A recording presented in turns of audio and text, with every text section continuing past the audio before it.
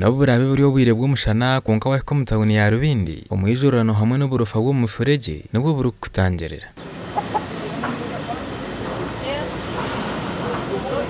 Emuferege yejwire oyiro ya garaji hamwe n'ubucupa bunaganagirwe buri hamwe ekintu cy'abataka bari kugira ngo n'ecyakabahamagara gabo.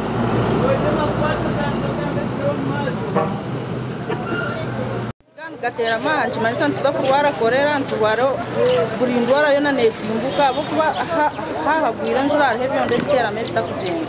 Abantu bagira ngo tawuni kansote firiyo cyahika gukora ubuyonjo kandi ubwo babashoroza mu mushoro gwo gukora ubuyonjo.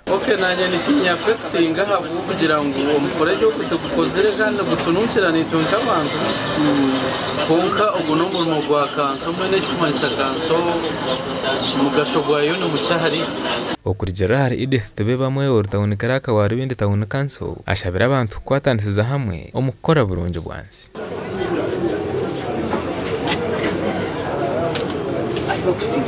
Abantu bona ntubatera umuranga kugira ngo magume arundane kasasoro ye agiteko mu kareya ninga ajibika harajibike then burwakana rukubanza mu kwezi n'urukerero ko mu kwezi ntubantu kirininga. Ubwo yongire yashaba government kuba kwatraho kabaha sente zo kutandikirwaho ubwo agumize ngo kwihata wono kanse gitandika tubakatunga wakasente kona okurwa mu government.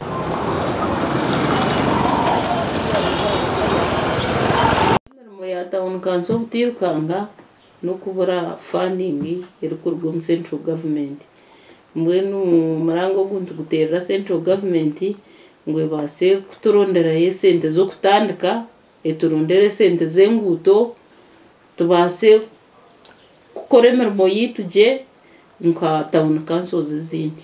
Abebembezi bari bindobo hata batiriho rwakana rwo kubanza hamwe rwo kuheruka mu kwezi kumamba kora burunjo bwansi kutandika no rwakana rwe sabiteje ndisuse ndi amaji.